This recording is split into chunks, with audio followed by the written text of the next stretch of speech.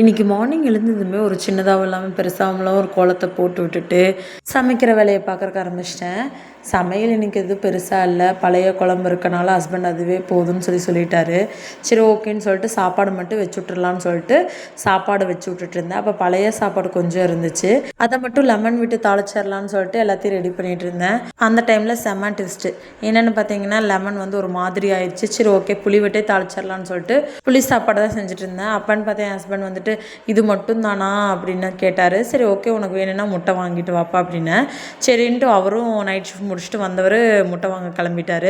முட்டை வாங்கிட்டு வந்ததுக்கப்புறம் முட்டையை வேக போட்டுட்டு நான் வந்து சாப்பாடு செஞ்சுட்டு இருந்தேன். அவருக்கு மட்டும் ஆம்லேட் கேட்டார்னு சொல்லிட்டு ஆம்லேட் போட்டேன். ஆம்லேட் வந்து ஒரு பக்கம் ஐயோ பிடுங்கிருச்சு ஆண்டிங்கிற மாதிரி போயிடுச்சு. சரி ஓகே நம்மளுக்கு மட்டும்தான் நல்லா வரும், நான் ஹஸ்பண்டுக்கெல்லாம் அப்படி தான் வரும் அப்படின்னு சொல்லிட்டு எடுத்து போட்டு கொடுத்துட்டேன். அது அவரும் பெருசாக எடுத்துக்காமல் சாப்பிட்டாரு.